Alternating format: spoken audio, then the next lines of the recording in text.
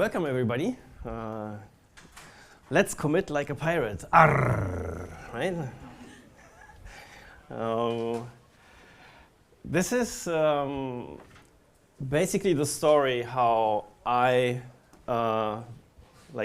quite a while ago, discovered Git hooks for me and my use cases that I had, and how I then progressed and developed some crazy pirate thingy out of it. So nice of you to join me on this journey, and so let's basically get started.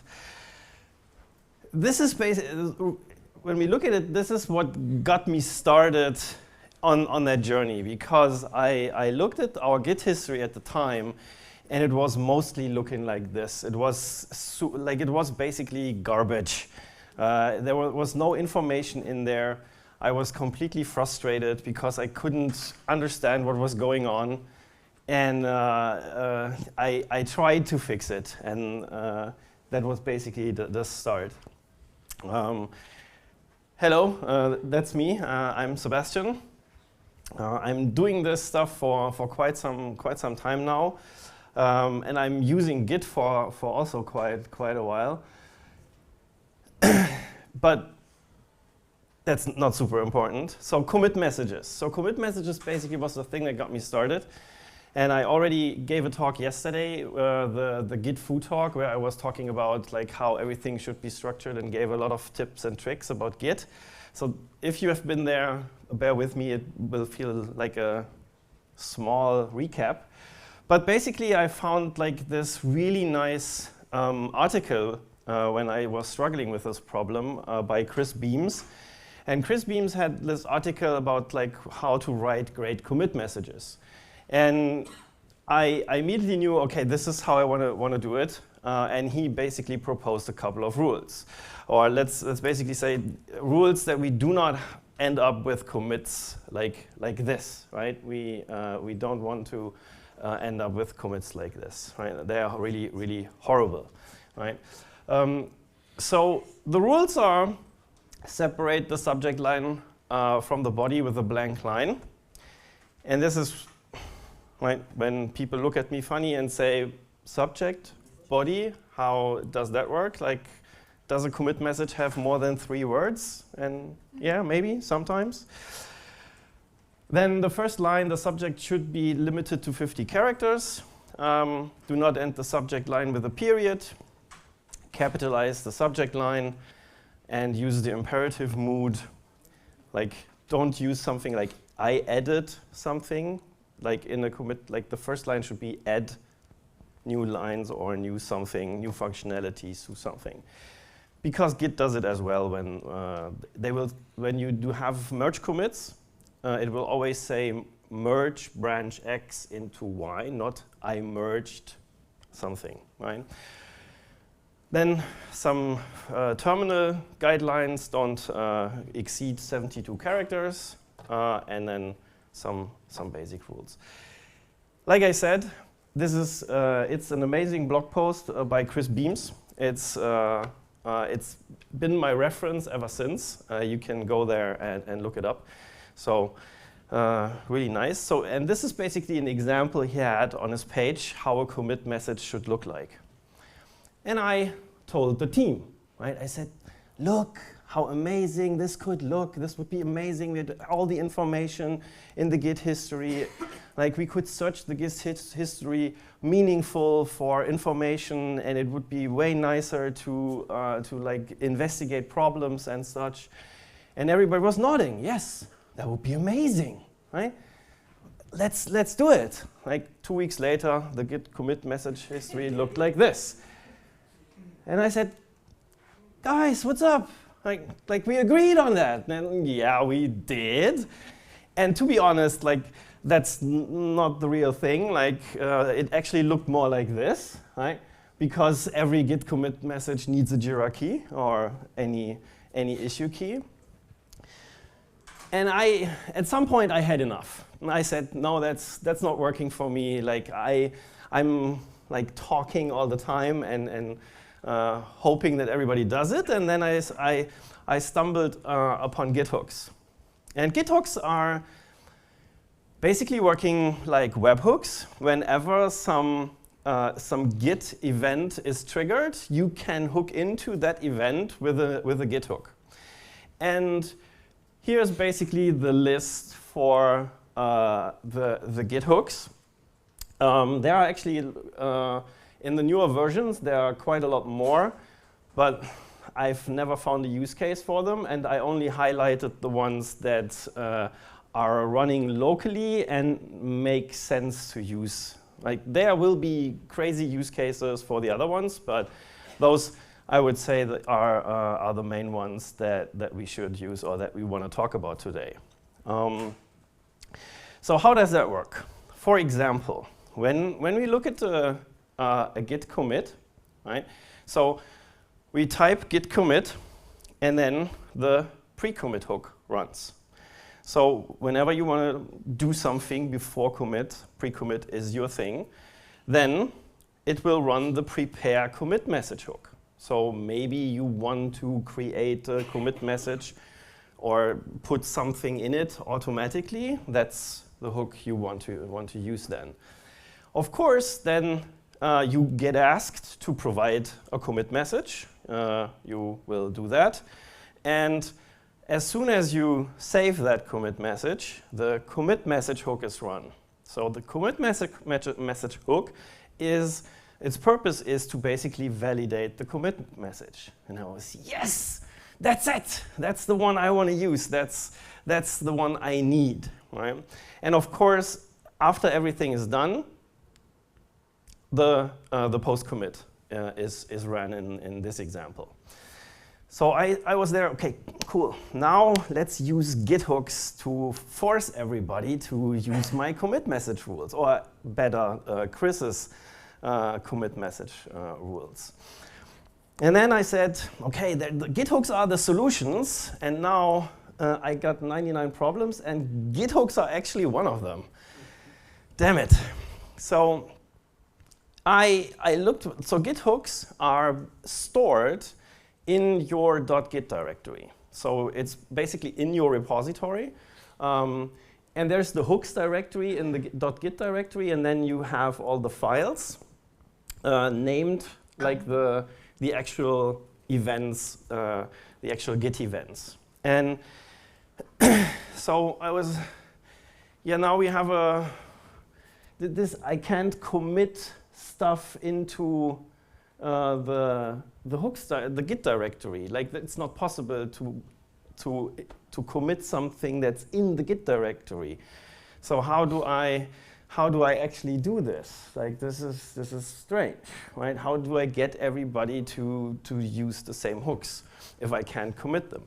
It's actually a good thing that it doesn't work, because just imagine you clone some repository from the internet, and immediately when you clone it, you are running scripts within that repository with your user permissions. That's maybe not a good idea, right? So it's actually good that you can't just put hooks in a repository, you clone it, and the hooks are immediately running.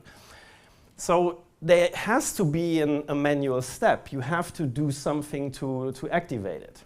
And you can store your hooks in your repository, that's totally fine, but you have to do a manual step to activate them. And you have a couple of options.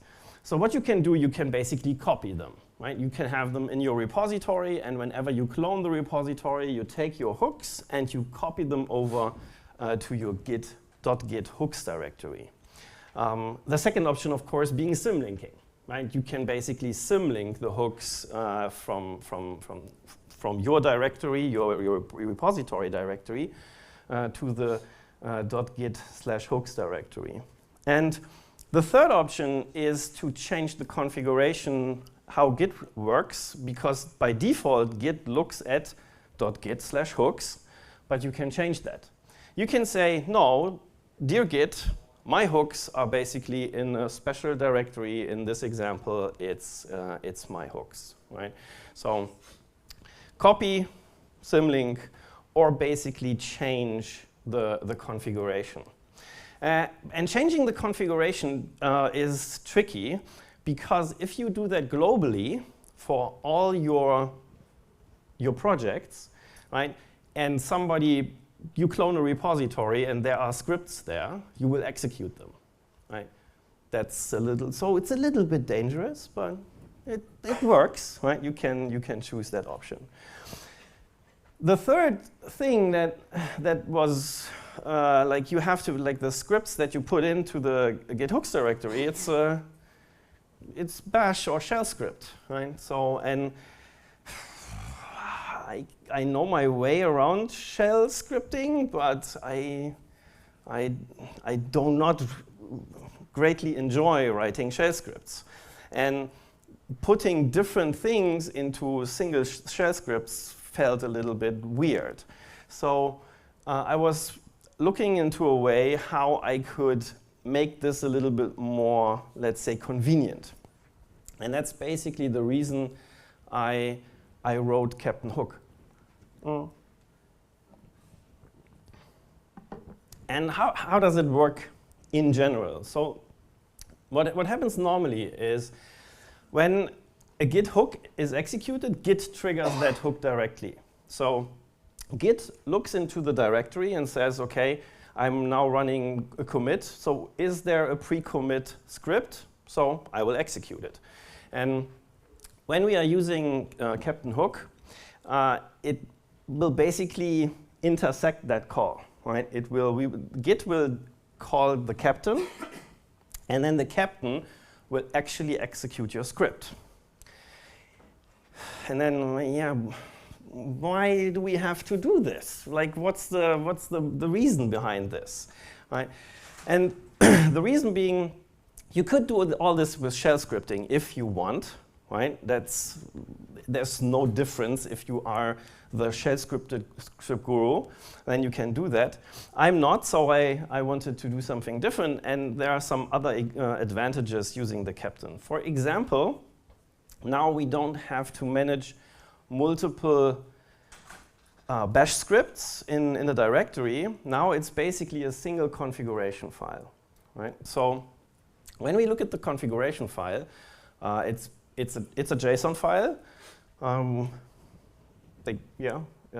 Some people don't like JSON. I think it's perfectly fine, but we can have an argue afterwards about that. So how it looks like is basically you have like for every hook that exists that Git basically triggers, you have a configuration section, and then you have a list of actions. And actions are basically any script, tool, anything you want to execute, right?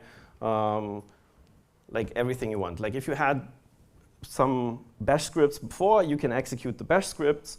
If you have some quality tooling, you want to execute unit tests or anything, you just put the command in there and it will execute them. And this is basically, as I said, you can have this for every hook that exists.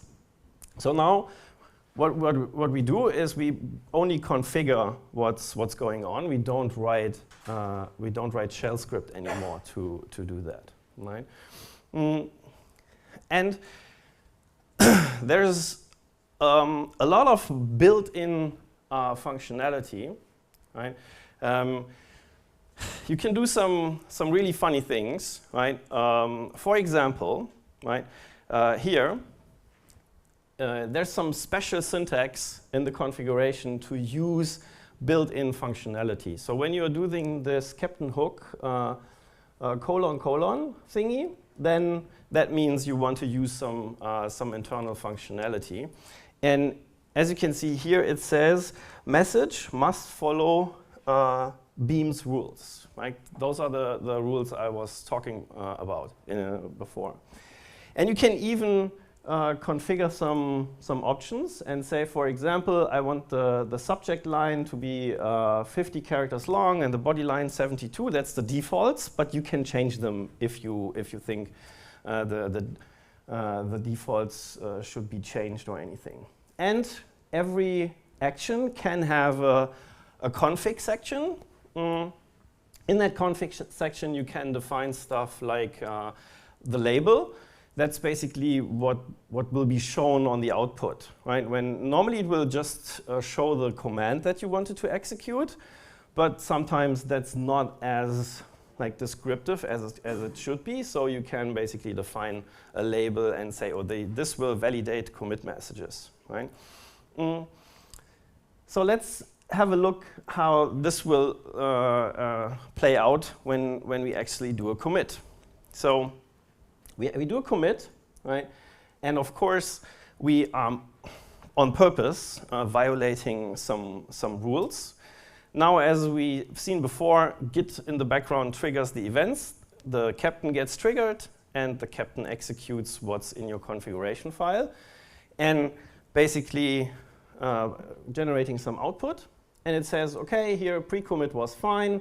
Preparing commit message, there was nothing in your configuration file, so everything's good. And then commit message, now I'm validating the commit message, and it failed. And then it gives you some pointers what happened, right? So in this case, the subject line has to start with an uppercase letter, right?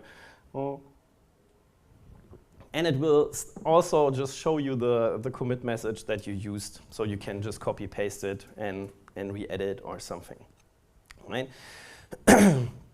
But that's basically the functionality that I was building for my team, right? And I was, whenever somebody committed and they didn't follow the rules, they got this kind of annoying error that says, no, you can't. Like, you have to, you have to follow the rules now. And of course, they hated me for it. Right? That's how that works. So it was just a couple of weeks later when I introduced all that, they came up with some crazy other rules that they thought were useful, and I let them include them everywhere, and then I was the one that was annoyed, but okay, that's, like I said, that's how that stuff works most of the time. So here you can see the that's the label we define in the configuration file. So otherwise, if you wouldn't have defined the label, there was this captain hook : stuff would be shown here, right?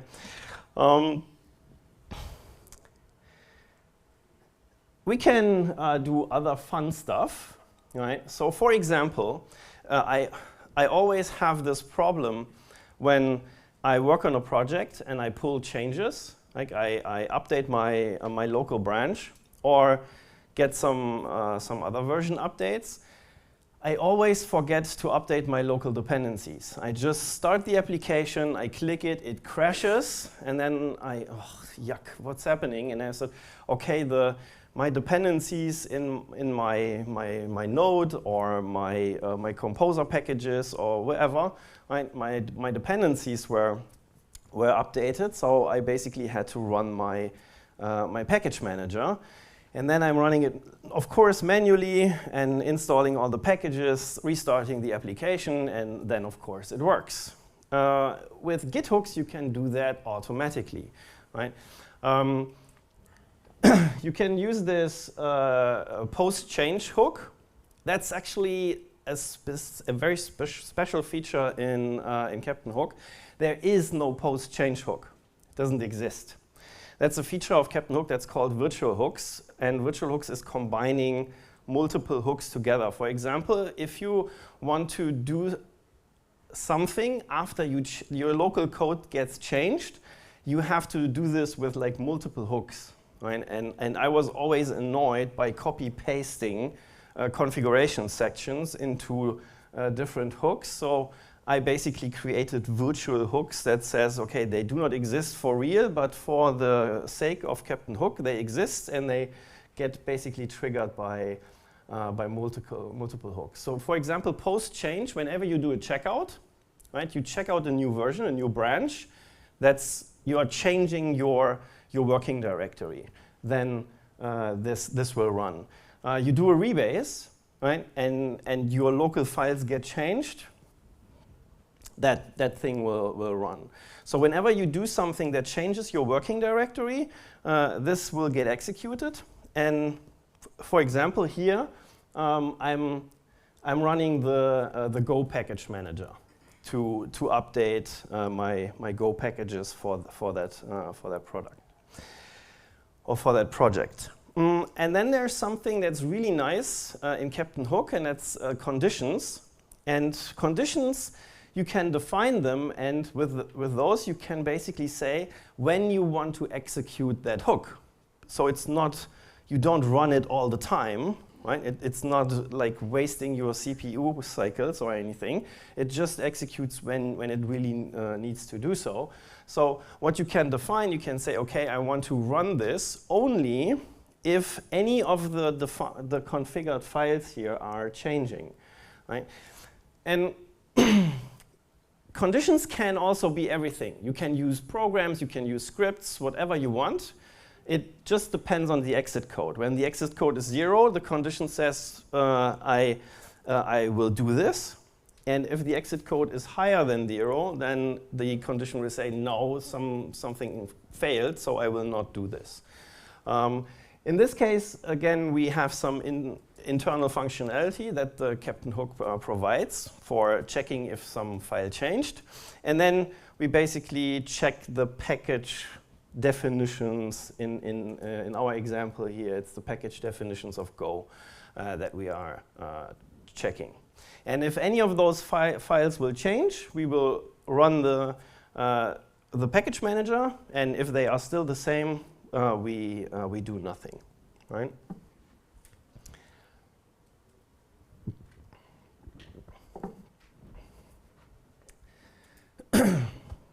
So the important thing is, how do we set it up, right? And the first thing you have to do, obviously, is to install the Captain, right? Everybody has to install it. Currently, there are 2 versions out there. There's the original PHP version that you can install like every other PHP tool out there, that you can use 5 or Composer, or of course you can just download the FAR file if you're happy. But I always got the feedback that not everybody wants to run a Docker container with PHP if they are doing Java, and Captain Hook is actually helpful. So what should they do? And so I actually developed a native version that you can install basically natively on your operating system. So there are Linux versions out there, Windows versions, and of course Mac versions. And you can just download them or install them with a package manager like Brew or something like that, right? So basically, they are pretty similar in terms of what kind of features they support or what kind of internal functionality they have. The PHP version is a little bit more powerful in that sense because it's a scripting language and you can inject code at runtime, so you can do some cool and nasty stuff. So that's a little bit that the Go version just can't do, right? You cannot inject code into, so you always have to build your own scripts or your completely own tooling that you want to execute. But the internal functionality is basically completely the same. So when you decided how you want to install it, right, or which version you want to use, then you have to basically do 2 things. You have to create a configuration file that you can just do with Captain Hook init, and it will basically create an empty configuration file. And you can basically copy-paste stuff from the documentation into that file and get started. And then the thing that everybody has to do, sadly, you cannot prevent that, everybody has to install the hooks. So what that command will do, it will basically install the Captain Hook scripts into your native Git hook directory, right? And will basically then, whenever your Git hook is executed, the Captain is executed, and then the configuration is read, and then everything you configured will be executed. That's the only thing all your teammates still have to do. Like the init, not the init, but everybody has to install the captain, and everybody has to basically at one time install the hooks, right? But if you have like make scripts or anything to set up projects or anything similar, Arrr scripts or something, you can basically automate that into a project setup or something, right?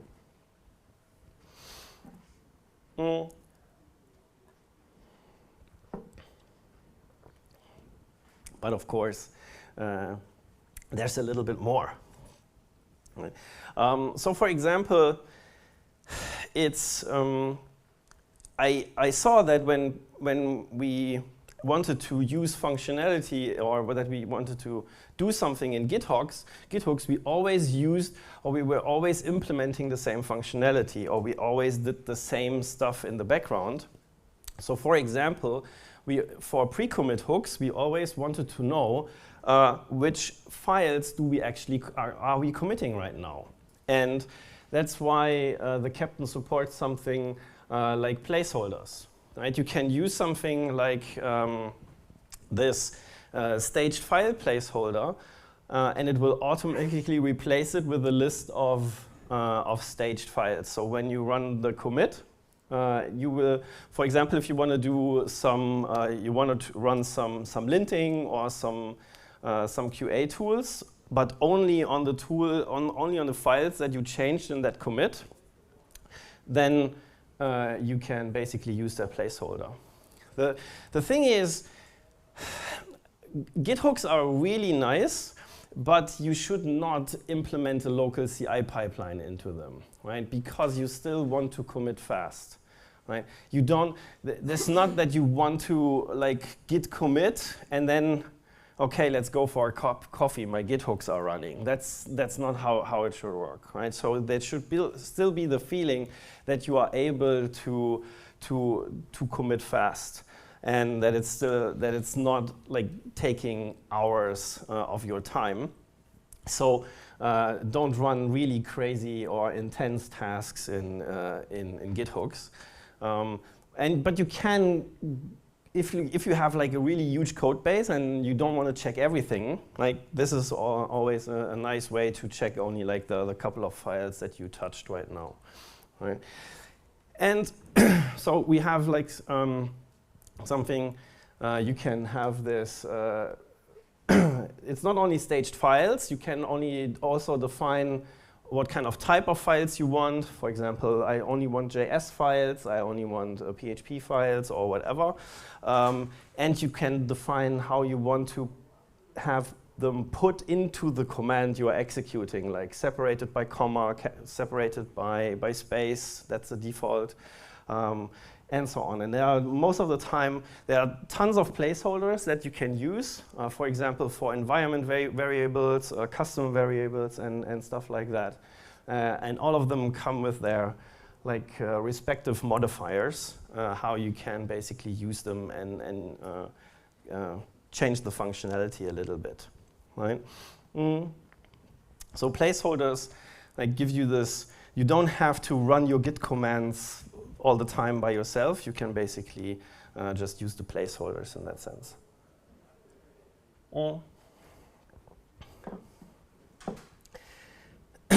And then there's the configuration file holds not only the configuration for your Git hooks, it also has some configuration section where you actually can influence the behavior of Captain Hook itself.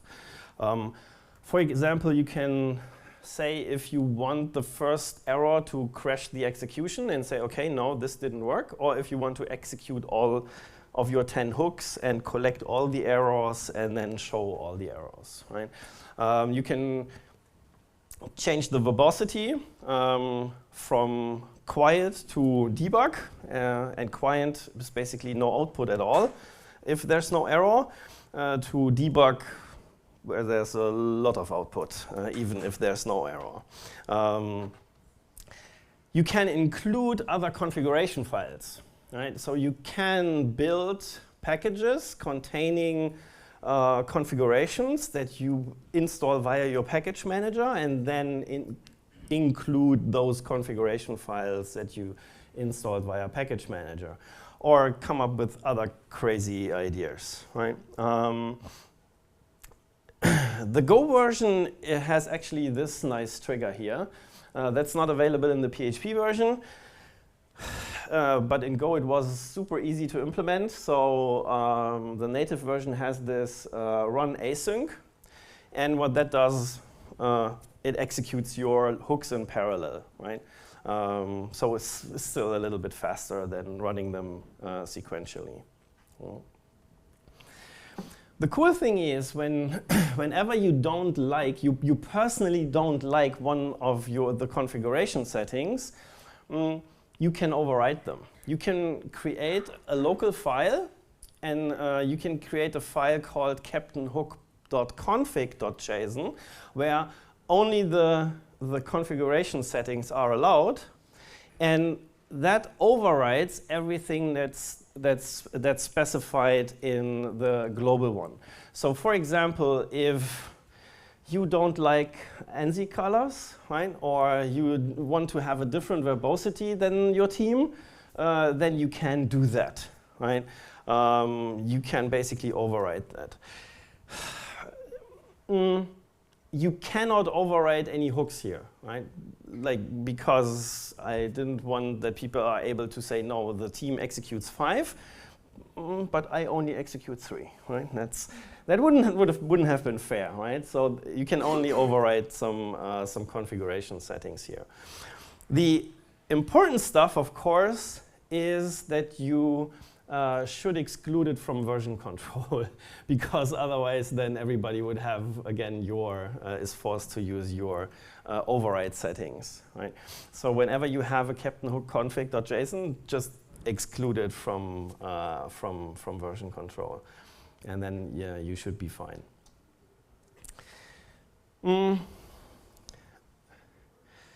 Like I said, there are basically 2 versions out there. This is a screenshot from the documentation website. You can pick and choose, and there's loads of more functionality in there that you can use, and there's a section on there like the captain's favorite hooks, where I have really cool examples that you can put in your configuration that I collected from other repositories that were using the captain. Like you have people started doing or using it for really crazy stuff. For example, for time tracking. Whenever you did a commit, like you could do a special format in the commit message, and it would extract that special format, then call the time tracking system from that person and would insert some time tracking information there.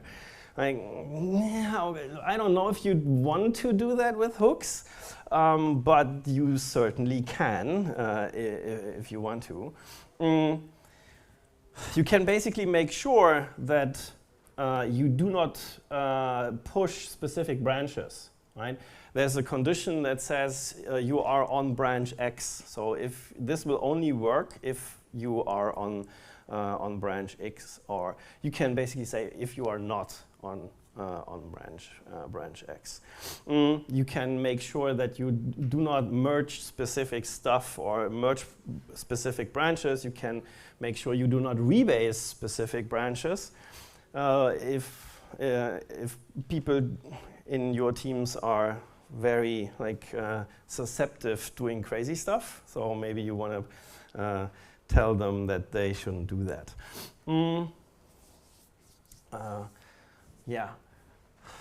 So the pre-push hook that I run is basically always run my unit tests and my coding style tests and my static analysis. That's what I run always on pre-push. And I cannot tell you how often that's really saved me from quite some embarrassment, because I always have this this situation where I say, oh, I will change, I quickly change this. This will have no impact. I don't have to run the unit tests. Just commit and push, right? And then I push, and suddenly I get the feedback that, oopsie, the push didn't go through. Oh, my unit tests, basically 5 unit tests failed. Oh, damn it. Like, this had some other implications I wasn't aware of. So I basically have it running in all of my my projects, and I think it's helpful, but that's of course up to you to decide. Maybe have a look at the documentation, play around with it if you want. If you have any questions, of course, shoot. And I've got stickers. If you're some sticker person who wants to put stickers on a laptop or anywhere else, I have Captain Hook's stickers. Otherwise, I'm happy to answer your questions.